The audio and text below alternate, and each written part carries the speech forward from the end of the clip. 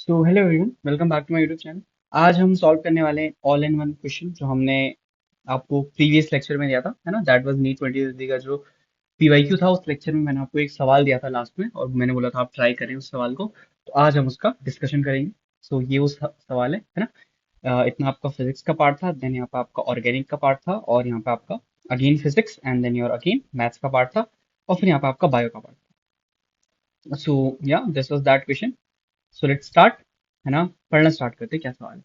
तो सवाल कह रहा है कि एक NEET aspirant was highly stressed, बहुत ज्यादा स्ट्रेस था वो, है ना। और आपको भी पता है स्ट्रेस के समय पे एक हार्मोन हमारी बॉडी के अंदर बढ़ जाते हैं, that is cortisol. That is what cortisol, वो मैंने आपको आगे भी बताया है ना। Due to the okay, so he went to the park, एक पार्क में गया एंड एक उसने एक स्लाइड देखी जो कि ग्राउंड लेवल के ऊपर थी। देखो ये ग्राउंड लेवल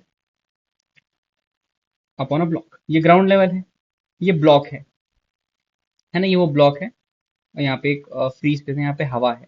तो इस ब्लॉक के ऊपर ये स्लाइड है, और उस स्लाइड पे एक बॉल है। स्लाइड पे क्या है, बॉल है। नाउ वो लड़का स्लाइड पे गया, क्लाइम्ड इट, एंड इसने ये बॉल यहाँ से रिलीज कर दी। इसने बॉल यहाँ से रिलीज कर, ऑब्वियसली बात है ये बॉल पहले ऐसे से चली होगी, फिर ऐसे से चली होगी, फिर यहाँ से काइंड ऑफ प्रोजेक्टाइल शो करेगी। काइंड ऑफ अ प्रोजेक्टाइल यहाँ पे शो करेगी। अच्छा, हॉरिजॉन्टल प्रोजेक्टाइल। उसके बाद एक JEE student was observing him, एक जेई स्टूडेंट ऑब्जर्व कर रहा था, and was curious about how the ball was flying in the air in the wind current area. ये विंड करंट एरिया है, उसने देखा कि बॉल यहाँ उड़ कैसे रही है। उसने क्या देखा कि बॉल यहाँ उड़ कैसे रही है। अच्छा, तो क्या हुआ, वो उसके पास गई, she went to him and उसने बोला चलो कैलकुलेट करते हैं कि बॉल इस ओ पॉइंट से कितना दूर जाएगी। कैलकुलेट करते हैं कि बॉल इस ओ पॉइंट से कितना दूर जाएगी। उसने क्या किया, लड़के ने जब बॉल यहाँ से छोड़ी, उसने स्टॉप वॉच निकाली, लड़की ने जेई वाली स्टूडेंट ने स्टॉप वॉच निकाली, और उसने कैलकुलेट किया कि लेट बॉल कुछ यहाँ पे पहुंच रही है, और यहाँ पे पहुंचने में बॉल को 6.5 सेकंड्स लग रहे हैं। पहला इंफॉर्मेशन मिला आपको क्वेश्चन में कि बॉल को पहुंचने में 6.5 सेकंड्स लग रहे हैं। तो जो टाइम ऑफ मोशन है हमारे पास, टाइम ऑफ मोशन जो हमारे पास है that is T equals 6.5 seconds. ये हमारे पास टाइम ऑफ मोशन आ चुका है। This is our time of motion that is 6.5 seconds. ठीक है, टाइम ऑफ मोशन आपके पास आ चुका है, दैट इज, एक सेकंड, दैट इज टी आ चुका है आपके पास 6.5 सेकंड। टाइम ऑफ मोशन है 6.5 सेकंड। उसके बाद फिर इन्होंने इतना किया, सून आफ्टर, उसी के कुछ क्षण बाद, कुछ टाइम, उनके ऑर्गेनिक केमिस्ट्री के प्रोफेसर आए, और उन्होंने देखा ये बच्चे तो मजे कर रहे हैं यहाँ पे। उन्होंने बोला चलो जाते हैं, इनको कुछ सवाल देते हैं। उन्होंने बोला मैं कुछ अल्फाबेट्स दे रहा हूँ जो कि ये है, और इन अल्फाबेट्स के अंदर कुछ वैल्यूज है ना, इन अल्फाबेट्स के अंदर कुछ वैल्यूज है, तो कुछ इक्वेशंस दे दी। तो अब यहाँ से आपका रियल क्वेश्चन स्टार्ट होता है। ये भी एक सवाल है जो एक्स की वैल्यू, वाई की वैल्यू, एन की वैल्यू, ए की वैल्यू तो दी है। जो ये वैल्यूज हैं, है ना, ये जो वैल्यूज हैं आपको, ये वैल्यूज आपको यहाँ से निकालने को, R1 यहाँ से निकालना है, वाई यहाँ से निकालना है, एन यहाँ से निकालना है, फिर उसके बाद जो वो सबसे बड़ा वाला एक्स है वो आपको यहाँ से निकालना है, एन आपको यहाँ यूज करना है, एन आपको। तो ऐसे करके इस सवाल को हमें सॉल्व करना था काइंड। स्टार्ट करते हैं पहले सवाल से। Sir this is magnesium carbide. Magnesium carbide की रिएक्शन जब SU+ के साथ कराओगे तो आपको मिलेगा, यहाँ पे बना रहा हूँ मैं प्रोडक्ट सारे। आपको क्या मिलेगा सर, हमको जो पहला प्रोडक्ट मिलेगा that will be your propyne. Propyne, sir फिर प्रोपाइन के बाद RHC, तो हमको मिलेगा मेसिटिलीन। अब देखो मेसिटिलीन में KMnO4 OH माइनस डेल्टा, तो कार्बोक्सिलिक एसिड, बेंजोइक एसिड बन जाएगा। तीनों जगह बेंजोइक एसिड, कॉपी नहीं हो गई सॉरी, तीनों जगह बेंजोइक एसिड। फिर NaOH डेल्टा, तो तीनों जगहों का बेंजोइक एसिड भी साफ। मतलब कहने की बात ये है सर कि ये बना होगा, उसके बाद COH, COH, और फिर NaOH डेल्टा से तीनों जगह का COH साफ, तो आपका बना होगा बेंजीन। बेंजीन के ऊपर ACBr AlBr3। What is this, Friedel craft acylation. तो यहाँ पे आपका बन जाएगा PHCOCH3। फिर उसके बाद LiLH4H2O, तो यहाँ पे क्या बन जाएगा आपका, यहाँ बन जाएगा PH CHCH3 और OH। फिर कंसंट्रेटेड H2SO4 डेल्टा, तो जो आपका A है, A आपका बन जाएगा PH CH double bond CH2। A आपका बन गया PH CH double bond CH2। अब देखो Y is the number of carbon in A, तो Y की वैल्यू कितनी होगी सर, Y की वैल्यू 8 हो गई कि नहीं हो गई सर, यस सर, Y की वैल्यू 8 हो गई। नंबर ऑफ, अच्छा, okay, and small a is the number of pi electrons involve in resonance in A, तो ए की वैल्यू कितनी होगी सर, उसके लिए हमें इसका डायग्राम बना दो। ये ऐसा कंपाउंड है। हाँ सर। इसमें रेजोनेंस में कितने हैं सर? ये वाले भी अंदर आ सकते हैं और इसके साथ घूम सकते हैं। तो total two two two two six, 8 pi electrons resonance में है, तो ए की वैल्यू 8 हो गई। Now N equals to A by 4, तो एन हो जाएगा आपका 8/4, एन हो जाएगा आपका 2। तो एन की वैल्यू आ चुकी है 2, ए की वैल्यू है, स्मॉल ए की वैल्यू है 4 और वाई की वैल्यू है 8। अच्छा बेटा, ये वाला स्मॉल ए और ऑब्वियसली बात है ये एसेलरेशन वाला स्मॉल ए अलग है ना? तो ज्यादा इस पे कंफ्यूज मत होना। अब यहाँ आओ। अब क्या बोला है? ये रिएक्शन दिया आपको, फिक्स्ड कॉन्फ़िगरेशन के साथ दिया है और क्लोरीनेशन कराना है वन इक्विवेलेंट के साथ। बोला है R1 equals to the number of different products obtained in the reaction on fractional distillation. R1 equals to the number of different products obtained. बस यही तक नहीं पढ़ना है, इसके बाद क्या, in this reaction of fractional distillation, मतलब पूछ रहा है कितने फ्रैक्शंस मिलेंगे, कितने फ्रैक्शंस मिलेंगे। अगर एक इक्विवेलेंट है तो मोनोक्लोरिनेशन हमें कराना पड़ेगा। देखो कराओ सर, 3 पोजीशन पे हम करा सकते हैं इस वेज को बिना चेंज किए। वेज को बिना चेंज किए 3 पोजीशन पे करा सकते हैं, एक यहाँ, एक सीएल यहाँ, एक सीएल यहाँ, एक सीएल यहाँ। अब जब वेज वाले में करेंगे तो वो ऐसा बन जाएगा, यहाँ पे Br, यहाँ पे सीएल। अब सर हमें क्या करना है, कायरल सेंटर ढूंढो। कायरल सेंटर, एक सेकंड Br तो लगा दूं, Br, Br, Br। अब कायरल सेंटर ढूंढो आप, ठीक है? अब आप कायरल सेंटर ढूंढो। यहाँ पे कोई कायरल सेंटर, हाँ सर ये कायरल सेंटर है, पर ये कंपाउंड तो एक ही है। यहाँ पे 2 कायरल सेंटर है पर कंपाउंड, मतलब जो कंपाउंड सेंटर मूव कर सके वो सिर्फ एक है। यहाँ पे भी कायरल सेंटर है, यहाँ पे भी कायरल सेंटर है। सर पहले वाले में सिर्फ एक प्रोडक्ट आएगा बिकॉज फिक्स ज्योमेट्री में दिया। दूसरे वाले में 2 प्रोडक्ट्स आएंगे, और जो दूसरे वाले में जो 2 प्रोडक्ट्स आएंगे वो क्या होंगे, डायस्टीरियोमर्स होंगे। वो क्या होंगे, डायस्टीरियोमर्स। क्यों होंगे वो डायस्टीरियोमर्स? क्योंकि सर एक की कॉन्फ़िगरेशन फिक्स्ड है और दूसरे को चेंज कर रहे हैं। जब एक को फिक्स करके दो दूसरे को चेंज करते हैं तब हमारे पास डायस्टीरियोमर्स फॉर्म होते हैं। यहाँ पे सर, यहाँ पे एक ही है क्योंकि वो फिक्स्ड है। यहाँ पे आपके 2 आएंगे, और जो यहाँ के 2 होंगे वो आपके एन एंशियोमर्स होंगे। जो आपके यहाँ के 2 आएंगे बेटा वो आपके होंगे एन एंशियोमर्स। यहाँ के जो आपके 2 आएंगे वो आपके एन एंशियोमर्स होंगे। ठीक है, समझे क्यों? सर वहां पे कुछ फिक्स है ही नहीं, वहां पे दोनों को आप चेंज कर सकते हो। एक बार बी आर डैश, एक बार बी आर और सीएल दोनों डैश, एक बार B R dash shell dark या बी आर डैश ऐसे कर सकते हो। अच्छा, नाउ फ्रैक्शंस की बात करें। सर पहले प्रोडक्ट में एक फ्रैक्शन है, यहाँ 2, ये डाइस्ट्रीमर है तो इनके 2 अलग अलग फ्रैक्शन हैं। यहाँ पे एक ही फ्रैक्शन है और यहाँ पे भी आपका एक ही फ्रैक्शन है। एनेंशियोमर है तो 2 जो आपके एनेंशियोमर होते हैं उनका फ्रैक्शन एक होता है। Enantiomer have same boiling point ना। तो R1 की वैल्यू कितनी होगी आप बताओ। सर R1 की वैल्यू मेरे पास आ चुकी है, दैट इज 1 2 3 4 5, सॉरी 1 2 3 4 5। R1 की वैल्यू मेरे पास 5 आ चुकी है। ठीक है, R1 की वैल्यू मेरे पास क्या आ चुकी है, 5। तो क्या बताना था हमने, R1 equals to the number of different products obtained in this reaction of fraction zero. Enantiomer एक देते हैं, ये वाला एक ही देगा, और डाइस्ट्रीमर के 2 2 होते हैं ना।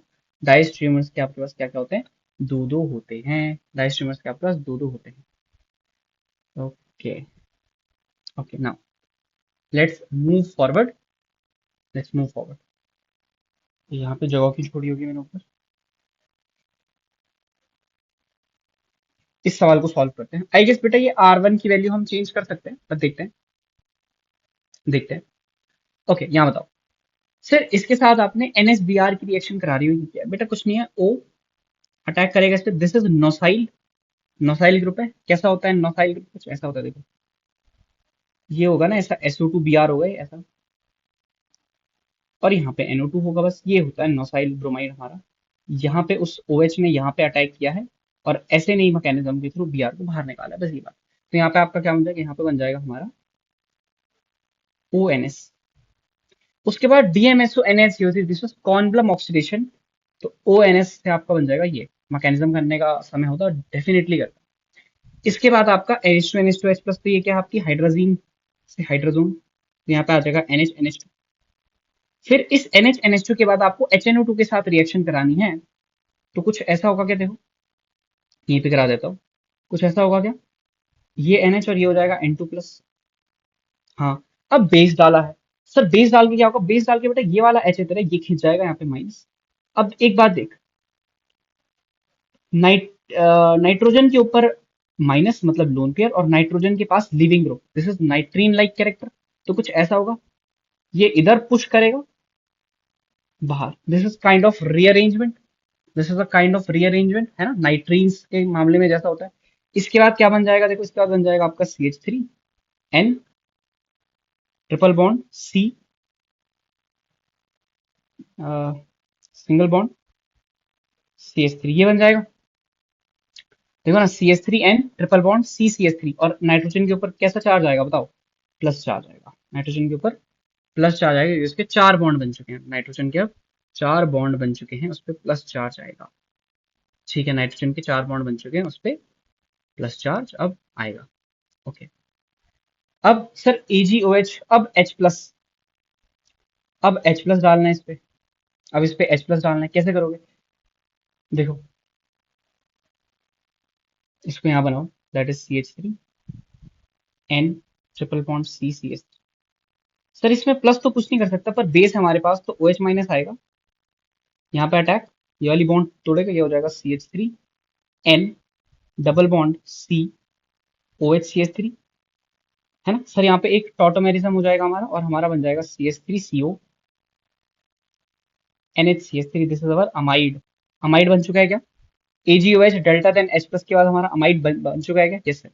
अब इसके साथ LiAlH4 की रिएक्शन करानी है, इसके साथ LiAlH4 की रिएक्शन कराओगे तो मिलेगा CH3CH2NHCH3 सेकेंडरी अमीन। अब पानी डाला है, ऑब्वियसली बात है, क्योंकि वही LiLH4 पानी एक साथ डालते हैं, है ना, ताकि जो माइनस बनेगा उसको प्लस मिल जाए। अब इसमें MEI डालना है एक्सेस में, तो सर ये मुझे भी लग रहा है, आपको भी लग रहा है, Hofmann exhaustive methylation then elimination की तरफ बढ़ रही है।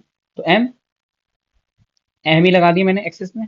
अब प्लस, अब AgOH डेल्टा, तो ऑब्वियसली बात है, यहाँ पे डेल माइनस बनेगा, जो लात मार के इसको बाहर निकालेगा, और जो पी आपका मेजर प्रोडक्ट होगा alkyne, that is your CH2 double bond CH2, that is your CH2 double bond CH2। और इसमें अब हमने 1% कोल्ड डाइल्यूट अल्कलाइन केमनोफोर डालना है, जो कि हमको क्यू बना के देगा कुछ ऐसा, यहाँ पे बना रहा हूँ Q, that will B CH2 और OH।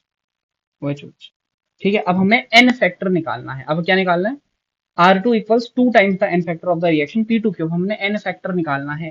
अब हमने क्या करना है बेटा, एन फैक्टर हमें अपना यहाँ पे निकालना है।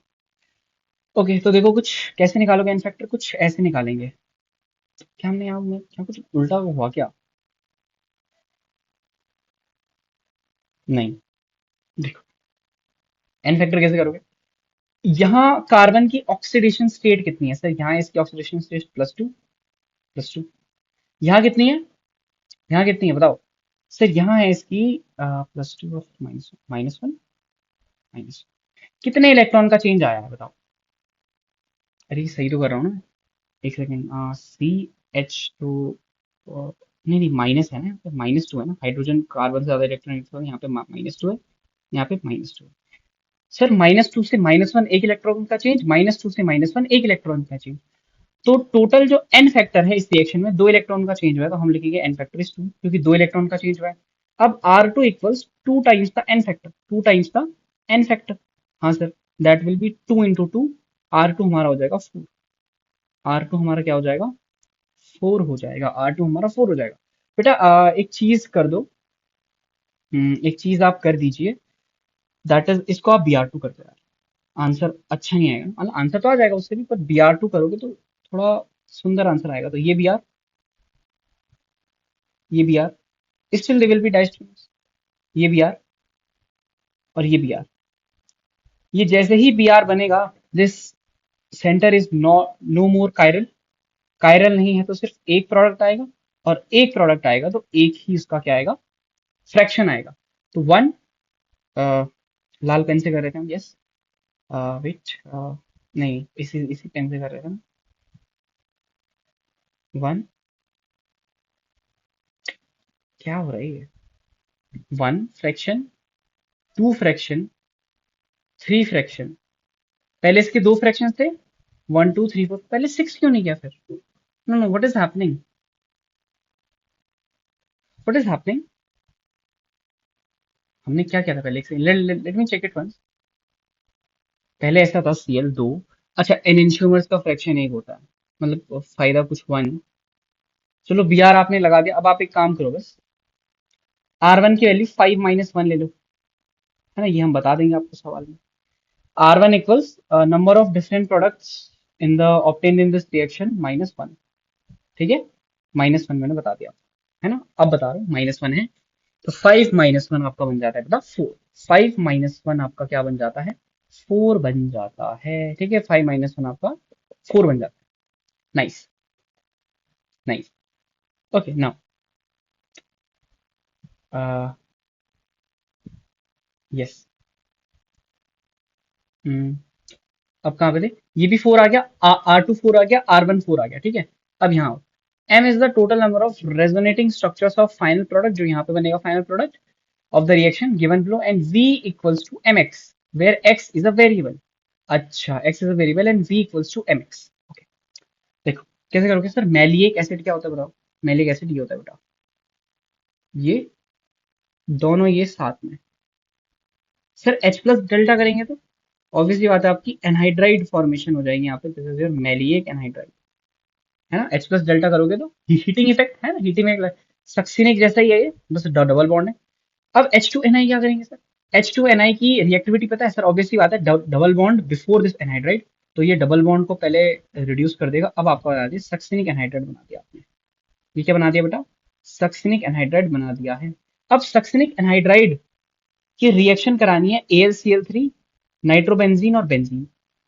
सर AlCl3 जब इसके साथ रिएक्ट करेगा तो ऑब्वियसली बात है ये डिलोकलाइज है, और ये यहाँ से AlCl3 को कैच करेंगे कुछ इस प्रकार से, और आपका कॉम्प्लेक्स कुछ ऐसा बन जाएगा। सर मुझे एक चीज ये समझ आ रही है कि it is a typical Friedel craft acylation type reaction, पर ये बताओ अटैक नाइट्रोबेंजीन करेगी, ये अटैक नाइट्रोबेंजीन करेगी या बेंजीन। तुम खुद देखो, नाइट्रोबेंजीन में नाइट्रो ग्रुप इलेक्ट्रॉन डेंसिटी खींच रहा है, जबकि बेंजीन में ऐसा कोई भी इलेक्ट्रॉन विड्रॉइंग ग्रुप नहीं है, तो ऑब्वियसली बात है बेंजीन इस पर अटैक करेगी, और नाइट्रोबेंजीन एक सॉल्वेंट की तरह हमने यहाँ पे यूज किया। ये बस आपको उल्लू बनाने के लिए डाला था यहाँ पे। तो क्या होगा, बेंजीन अटैक, बॉन्ड इधर और ये इसको बाहर, तो क्या बन जाएगा आपका, वो सब प्रोटोन प्रोटोन ट्रांसफर के बाद आपका बन जाएगा ये OH, यहाँ पे आपका सिंगल बॉन्ड O, 1 2 3, और ये यहाँ पे आपका COH। ठीक है, यहाँ पे आपका COH। उसके बाद कॉन्क H2SO4, तो एक बार इसको खोल के तो देखो जरा, इसको तुमने खोल के बनाया कुछ इस प्रकार से, तो ये अगेन डिलोकलाइज है, तो H प्लस ये कैच किया होगा, H प्लस ये कैच किया होगा, और उसके बाद बेंजीन ने इस इलेक्ट्रोफिलिक सेंटर पे अटैक किया, पानी वानी सब आपका बाहर निकला होगा, आपका बन गया ये, आपका क्या बन गया बेटा, ये बन गया देखो OH OH, ये मतलब OO। अब इसके बाद आपने जिंक HgHCl, जब क्लेमेंसन रिडक्शन इसका कराओगे तो आपका क्या बनेगा, ये बन जाएगा आपका ये। ठीक है, ये आपका ये बन जाएगा। अच्छा, उसके बाद सर इसमें H2SO4, एक सेकेंड, ओहो, वेरी वेरी सॉरी बेटा, ये NaHgHCl डाल दो। NaHgHCl डालोगे तो ये सिर्फ OH OH तक रिड्यूस होंगे, और फिर इसके बाद कॉन्क H2SO4 डेल्टा करोगे तो डिहाइड्रेशन रिएक्शन हो जाएगी आपकी, और आपका नेफ्थलीन बन जाएगा। आपका क्या बन जाएगा बेटा, नेफ्थलीन बन जाएगा आपका, नेफ्थलीन बन जाएगा कुछ इस प्रकार से। ठीक है, तो इसको मैं ऐसे बना देता हूँ, ये आपका नेफ्थलीन। अच्छा, उसके बाद क्या करना है सर, उसके बाद H2SO4 80 degree Celsius, 80 degree Celsius होता है जब, तो सर अल्फा पोजीशन पे हमारा सल्फोनेशन होता है, और जब 160 डिग्री सेल्सियस होता है तो तब हमारा बीटा पोजीशन पे होता है। ठीक है, तो ये हो गया। फिर fused NaMH, oh fused NaMH and then H plus, sir this is kind of benzene sulphonic acid से जब हम फिनॉल बनाते हैं, सेम वही रिएक्शन है यहाँ पे, इप्सो अटैक के द्वारा SO3 गैस बाहर, और यहाँ पे आ जाएगा OH। अब इसमें फाइनली आपने NaH डाला है, तो उस OH से H खींच के आप ये बनाना चाहते हैं, ये आपका आ जाएगा OH माइनस, ये आपका फाइनल प्रोडक्ट है।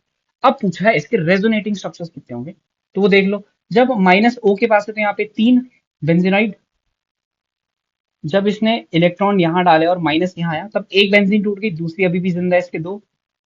जब इसने रेजोनेंस किया और माइनस यहाँ पे डाला, तब भी इसके दो, एक बेंजीन जिंदा है। जब इसने रेजोनेंस करके माइनस यहाँ पे डाला, दोनों बेंजीन टूट चुकी है, इसका एक, ये रेजोनेंस करके माइनस यहाँ डालेगा, इसका भी एक, और ये रेजोनेंस करके माइनस यहाँ डालेगा, इसका भी एक। तो गिन लो, वैल्यू ऑफ एम कितनी है, वैल्यू ऑफ एम है सर एक, 3 4 5 6 7 8 9 10, value of M is 10। Value of M कितनी आ रही है बेटा, 10 आ रही है, वैल्यू ऑफ एम 10 आ रही है। तो वी की वैल्यू कितनी हो जाएगी, वी की वैल्यू हो जाएगी 10x। वी की वैल्यू क्या हो जाएगी आपकी 10x, और x हमारा एक वेरिएबल है, हमें बता दिया। ठीक है, I guess this was our, yes this was our organic का पार्ट, हमने इतनी रिएक्शंस कराई। इस I am very very sorry for this part, I am very very sorry for this part, थोड़ा सा मिसकैलकुलेशन हो जाता है कभी कभी, and I am very very sorry for this part also. ठीक है, आई होप आप समझेंगे इस बात को। चलिए, ना when this all was happening, उनका फिजिक्स प्रोफेसर आया और उसने आराम आराम से देखा क्या हो रहा है, और फिर उसने इन अल्फाबेट्स को उठा के एक इलेक्ट्रिक सर्किट बना दिया और बोला कि करंट बताओ इस सर्किट में। Now we know R one की वैल्यू आपको पता है क्या? हाँ सर, आर वन की वैल्यू 4 है, तो ऑब्वियसली बात है we can write this as 4 ohm. R two की वैल्यू भी 4 है, तो we can write this as 4 ohm. V की वैल्यू है 10x, and X is a variable, मतलब इस सिस्टम का जो करंट है वो वेरिएबल करंट है। इस सिस्टम का जो करंट है that is I equals to V by R, that is variable current. तो हमें बस वो निकालना है ना। यहाँ पे आप ज्यादा डिफरेंशिएशन इंटीग्रेशन मत यूज करें, मुझे वेरिएबल का करंट ही चाहिए था, इसलिए मैंने ये सवाल दिया है ना। Okay, now tell me one thing, tell me one thing sir, इसका जो नेट रेजिस्टेंस होगा यहाँ पे R net, that will be 2 ohms. R net will be 2 ohms, तो करंट हो जाएगा सर मेरा 10x by 2, that is 5 ampere का करंट है। करंट कितना है, आई की वैल्यू कितनी आ गई, 5 एम्पियर आ गई। अच्छा, अब क्या हुआ, हमने फिजिक्स भी सॉल्व कर ली, केमिस्ट्री भी सॉल्व किया, मैथ्स भी। तो after giving this traumatic experience to the kids, बच्चों को ये ट्रॉमेटिक एक्सपीरियंस देने के बाद केमिस्ट्री और फिजिक्स का डुओ वो दोनों लीव कर जाते हैं, और बच्चे भी बोल रहे हैं अब चलो घर चलते हैं, घर चलते हैं, घर चलते हैं। पर वहीं पे फाइनल बॉस आ चुके हैं, हमारे हमारे मैथ्स के प्रोफेसर आ चुके हैं, और देन फाइनल ब्लो, फाइनल उनकी बत्ती गुल करने के लिए उन्होंने एक इंटीग्रल दिया जो कि ऐसा है, और बोला इसको सॉल्व करो। अब जैसे ही एक्स की वैल्यू वो निकाल देंगे, जैसे ही वो एक्स की वैल्यू निकाल देंगे, ये सॉल्व हो जाएगा आपका। तो उनको तो यही करना था, तो वो तो बिल्कुल करेंगे, एक्स की वैल्यू निकालना है उनको। अब बताओ वाई की वैल्यू, अब यहाँ पे जो हमने पीछे वैल्यूज निकाली थी ना वही हम यूज करेंगे, ठीक है। एन की वैल्यू कितनी थी सर, एन की वैल्यू थी 2। ओके, एक्स की वैल्यू कितनी थी हमें नहीं पता, x is a variable, x की वैल्यू हमें नहीं पता, एक्स की वैल्यू हमें नहीं पता है, ये हमें पता है। एक सेकंड, एक्स की वैल्यू हमें पता होनी चाहिए, ऑब्वियसली बात है। हमने ऊपर एक्स निकाला है क्या कहीं पे? ये वाला उस इक्वेशन का एक्स अलग है, पर ऊपर कहीं पे निकाला है क्या? हाँ, यहाँ पे एक्स निकाला था हमने। कहाँ पे निकाला था एक्स? अभी वी शुडंट, नहीं यार ऐसा तो नहीं हो सकता, हम मिस कर जाए उसको, राइट? क्योंकि नहीं है हमारे पास, एक्स का वैल्यू तो है नहीं, एक्स का वैल्यू है नहीं। बी का वैल्यू था क्या हमारे पास ऊपर? नहीं है, बी का वैल्यू भी नहीं है। आ जाओ सॉल्व करो फिर। तो डबल डिफरेंशिएशन में बी हो जाएगा आपका 2x की पावर 2, है ना, 2 इंटू एक्स स्क्वायर। तो जब इसका सिंगल डिफरेंशिएशन करोगे, एफ डैश बी, जब सिंगल डिफरेंशिएशन ये हो जाएगा 4x, और जब इसका डबल डिफरेंशिएशन करोगे एफ डबल डैश बी, तो ये हो जाएगा आपका 4। अच्छा सिंपल है, देखो आपका बी का वैल्यू कितनी आ गया 4, वाई का वैल्यू कितना था, वाई का वैल्यू था 8, वाई का वैल्यू था 8। आई कितना है, आई है सर 5x एम्पियर, आई है 5x। तो ऑब्वियसली बात है, अब इंटीग्रल आसान हो गया, integration of 5x dx from 4 to 8, कितना हो जाएगा ये, x हो जाएगा आपका 5x² अपॉन 2 इंटीग्रेशन 4 to 8। तो इसमें अगर मैं 5/2 कॉमन है तो बाहर लिखूं, 5/2 बाहर, तो ये हो जाएगा x 8 का स्क्वायर, 8 का स्क्वायर माइनस 4 का स्क्वायर, यस, ये हो जाएगा आपका 5/2 इंटू 64 - 16, राइट। ये हो जाएगा 5/2 इंटू 14 - 6, दैट इज 40, ये हो जाएगा 48 हो जाएगा, यस। ये क्या 48 हो जाएगा, 48 हो जाएगा, 48। तो x आ जाएगा आपका सर, दिस इज 224, 24 5 इंटू 60, ये हो जाएगा 60। एक्स आ गया आपका 60, एक्स की वैल्यू कितनी आ गई 60, एक्स की वैल्यू कितनी आ गई 60 आ चुकी है। तो अगर एक्स की वैल्यू 60 आ चुकी है, तो क्या अब हम यहाँ ऊपर ये इक्वेशन सॉल्व कर सकते हैं? Now we know that x equal to 60, y equal to 8, n equals to 2, n equals to 2, right, n equals to 2, yes. और कुछ चाहिए, n इक्वल्स, और कुछ नहीं चाहिए, तो ऑब्वियसली बात निकाल, अच्छा ये कोफिशिएंट ऑफ फ्रिक्शन है, और ये भी कोफिशिएंट ऑफ फ्रिक्शन 0.4। अब हमारे पास ये तीन वैल्यू आ चुकी हैं सवाल को सॉल्व करने की, चलो अभी सवाल को सॉल्व करते हैं चुपचाप। सर x/3 ये है, तो इसका मतलब ये हो जाएगा आपका कितना, 60/3, दैट इज 20 मीटर्स। ऑब्वियसली बात है, हाइट है तो मीटर्स। ये कितना होगा, सही हो जाएगा 20 + 26। हम्म, इसको x/6 कर दो ना, x/6 करो इसको, हाँ अब हो गया 10, 6 10 60। तो ये हो जाएगा आपका 20 plus this is 30 metres, this is 30 metres, sorry for that also, sorry for that, this is 30 metres. है ना, नया नया अभी मतलब बहुत टाइम बाद बनाया था ऐसा सवाल कुछ, क्योंकि आपका 30 मीटर, वो आपका 20 मीटर, ये आपका 30 मीटर है। आई होप आपको ये बात समझ में आ रही होगी। हाँ। इसने बॉल लुढ़काई ऐसी, तो हमें क्या बोलना है कि कुछ टाइम बाद बॉल यहाँ पे आ चुकी होगी और यहाँ पे इसकी कुछ वेलोसिटी होगी, हमें ये वेलोसिटी फाइंड करनी है। यहाँ पे एक बॉल पे फ्रिक्शन का फोर्स भी लग रहा होगा, पीछे डायरेक्शन में एक एफ आर भी लग रहा होगा, वो भी हमें निकालना पड़ेगा, है ना। तभी तो हम बता पाएंगे कि यहाँ पे स्पीड कितनी होगी। ठीक है, चलो यहाँ से नीचे कैलकुलेट करते हैं, इस पर्टिकुलर पॉइंट पे इसकी वेलोसिटी निकालते हैं। तो जो इस पर्टिकुलर पॉइंट पे वेलोसिटी होगी, ऑब्वियसली बात है, हमें सबको पता है, हमने वर्क एनर्जी थोड़ा ग्रेविटेशन वगैरह सब पढ़ा, यहाँ पे वेलोसिटी हो जाती है √2 gh। ठीक है, टू कितना है सर, टू, और जी की वैल्यू 10 ले लो, एच कितना है 20। सर 20 × 20, यहाँ पे आपकी वेलोसिटी हो जाएगी 20 मीटर पर सेकंड। यहाँ पे आपकी वेलोसिटी कितनी है, 20 मीटर पर सेकंड है। यहाँ पे आपकी वेलोसिटी कितनी है बेटा, 20 मीटर पर सेकंड है। अच्छा, एक बात बताओ, जो भी ऐसा रफ सरफेस होता है, regardless of the mass of the body, what is the acceleration. Sir यहाँ पे जो आपका एक्सेलरेशन होगा आपका म्यू जी। तो म्यू जी का मतलब 4 मीटर पर सेकंड स्क्वायर आपका एक्सेलरेशन। अच्छा, okay, 4 metre per second square आपका एक्सेलरेशन है। Okay, correct correct correct. और इस सरफेस का आपको लेंथ भी दिया है, राइट। इस सरफेस का आपको लेंथ भी दिया है ना, इस सरफेस का आपको लेंथ भी दिया है, दैट इज एक्स मतलब 60 +2y। 2y कितना है बेटा बताओ, 2y कितना है बताओ। सर 2y हो जाएगा आपका 16, प्लस एन हो जाएगा 76।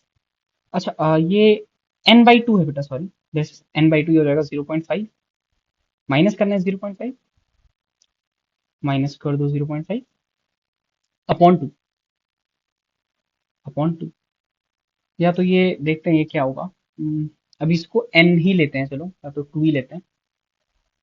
अच्छा नहीं, n/2 करेंगे तो 1 होगा ना, हाँ ठीक है, 1। कितना हो रहा है बताओ। सर ये 76 माइनस 1 ही हो जाएगा 75/2। This is your 37.5। ये डिस्टेंस आपकी 37.5 आ रही है, this distance is 37.5, yes 37.5 acceleration है यहाँ पे। या आप बोलो एक्सेलरेशन इन नेगेटिव डायरेक्शन, अगर मैं बोलूँ पीछे की तरफ है, minus due to friction, that is 4 metre per second square, और आपके पास v है 20 सेकंड। हाँ सर, v 20 second. Okay okay okay okay okay. अच्छा, हमारे पास टाइम भी था क्या, यस टाइम भी था हमारे पास 6.5 सेकंड का। तो एक काम करो, हमें यहाँ से यहाँ का टाइम आसानी से पता लग सकता है, यस। यहाँ से यहाँ का टाइम आसानी से पता लग सकता है क्या, यस। तो क्या यहाँ से यहाँ का टाइम हम आराम से निकाल देंगे, 6.5 माइनस इसका टाइम माइनस इसका टाइम। यस सर, आराम से आप निकाल दोगे। आ जाओ करते हैं सॉल्व, ये मीटर से। अगर मैं इस टॉप से यहाँ तक का टाइम लूँ, बस कौन सा टाइम ले रहा हूँ मैं, बस अभी यहाँ से लेके यहाँ तक का टाइम ले रहा हूँ, बस इतना टाइम मैं आपसे ले रहा हूँ बस। कैसे निकालोगे बताओ, कैसे निकालोगे बताओ। सर यहाँ पे क्या है, अगर आप एक टाइम वाली इक्वेशन यूज करो, that is your H equals to U T plus half G T square, because सब कुछ ऐसा ही है, आपका हाइट भी नीचे ही नाप रहे हो, वेलोसिटी नीचे।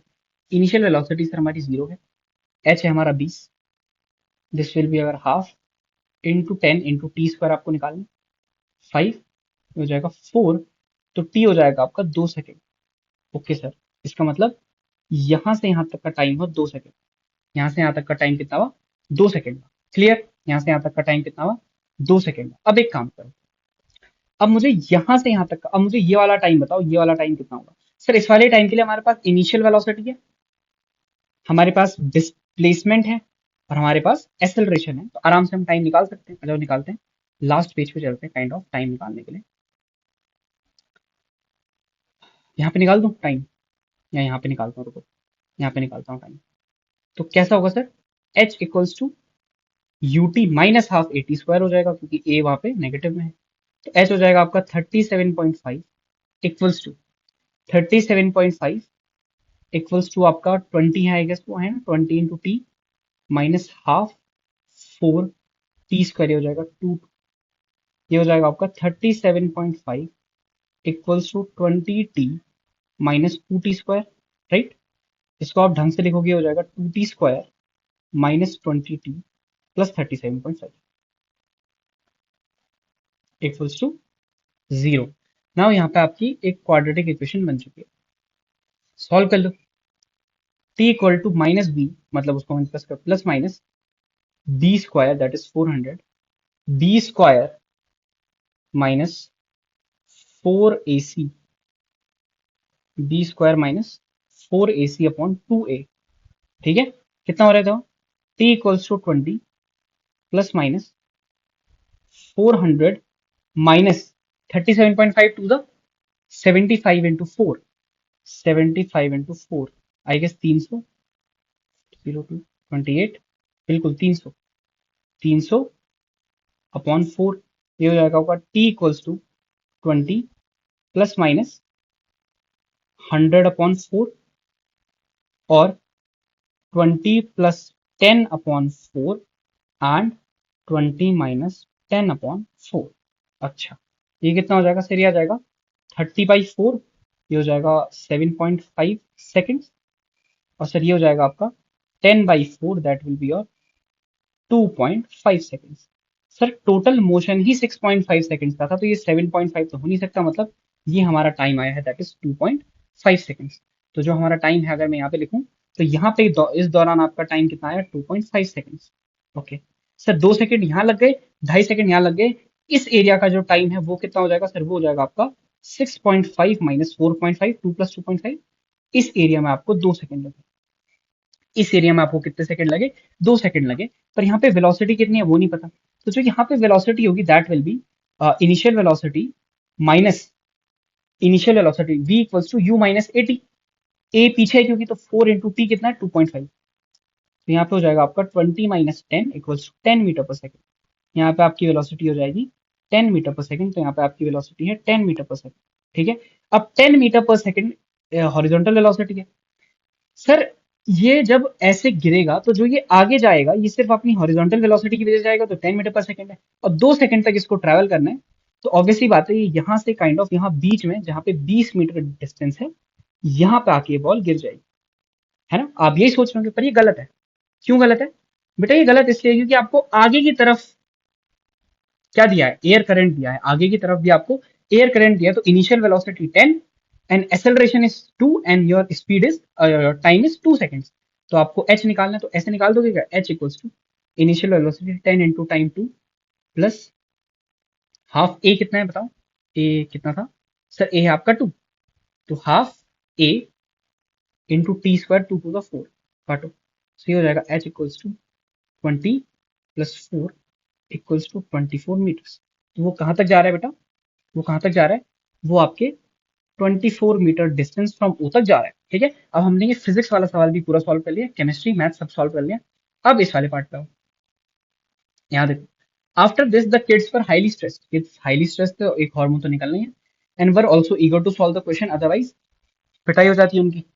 सो they must be a hormone H release from a region C of their D gland. Sir ये क्या बोल रहे हो आप? बेटा स्ट्रेस के उसमें हार्मोन कौन सा होगा सर? हार्मोन होगा हमारा कॉर्टिसोल।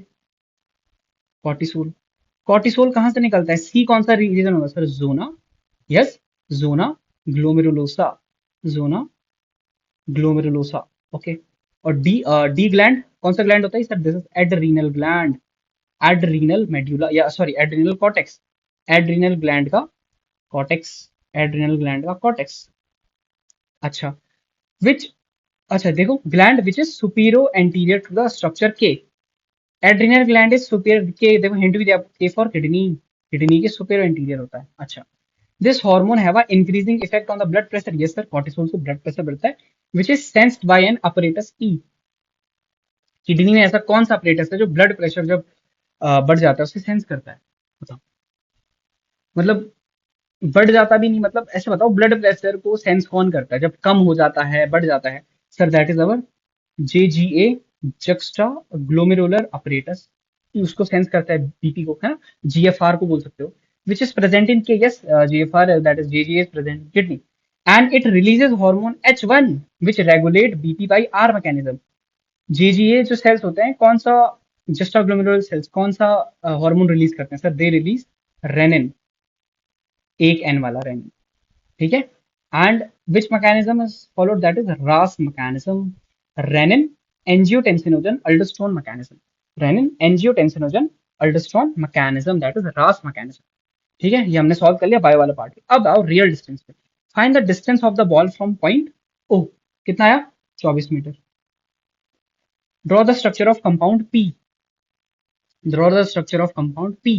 पी क्या है? इथाइन, इथीन, सॉरी, पी क्या है आपका? सर पी हमारा इथीन है, उसका स्ट्रक्चर कुछ ऐसा दिखता है, CH2 double bond CH2। Find the force of friction on the rough surface. अगर बॉल का मास इतना कितना होता है फोर्स ऑफ फ्रिक्शन, तो ऑब्वियसली बात है यहाँ पे mu N we will take. Mu was your I guess 0.4। N कितना है? एन होगा mg, तो ये होगा 0.5 kg इंटू 10। सर ये हो जाएगा आपका 0.2 न्यूटन। फ्रिक्शन ऑफ 0.2 न्यूटन, ठीक है, फ्रिक्शन ऑफ 0.2 न्यूटन यहाँ पे लग रहा है। ओके, हो गया। What is the common name of compound A? What is compound A?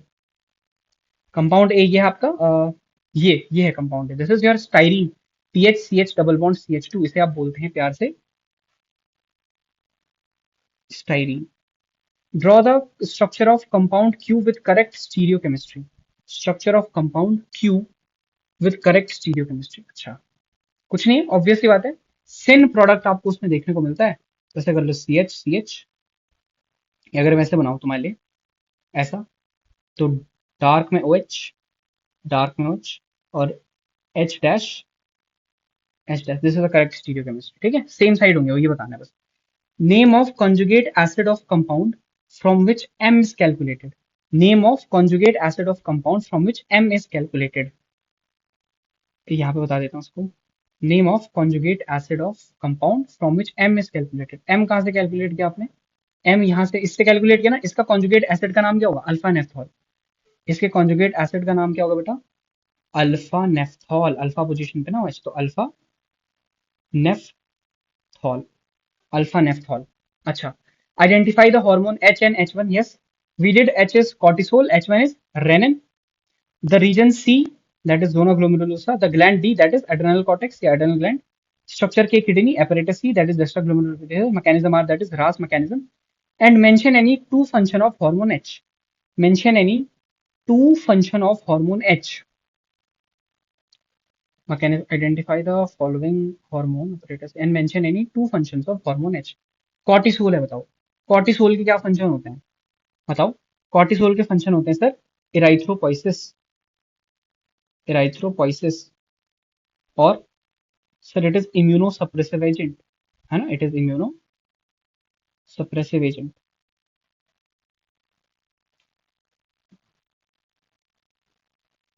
Okay, so this was your question, this was your शानदार सा all in one question. I hope आपको ये सॉल्व करने में मजा आया होगा। कितने बहुत सारे कॉन्सेप्ट देखो यहाँ पे, मोशन अंडर ग्रेविटी आ गया, फ्रिक्शन आ गया, और प्रोजेक्टाइल आ गया, ठीक है, और ऑर्गेनिक आ गई। ऑर्गेनिक के तो बहुत चैप्टर कवर हो गए, है ना। स्टीरियो स्टीरियो ये नाइट्रीन वाला पार्ट सब पूछ लिया, बेंजीन की रिएक्शन पूछ ली, फिजिक्स में करंट इलेक्ट्रिसिटी पूछ लिया, इंटीग्रेशन पूछ लिया, बेसिक मैथमेटिक्स, और फिर आपका हार्मोन वाला चैप्टर है ना, क्या केमिकल कंट्रोल एंड कोऑर्डिनेशन आपका पूछ लिया, और फिर यहाँ पे आपके स्ट्रक्चर और बहुत सारे डिफरेंट डिफरेंट क्वेश्चन है ना, कॉर्टिसोल के फंक्शन भी पूछ लिया आपसे। तो आई होप आपको सवाल करने में, देखने में, सुनने में, जो भी आपने किया, मजा आपको आया होगा। And yes, this was it for this question. So thank you so much and all the best.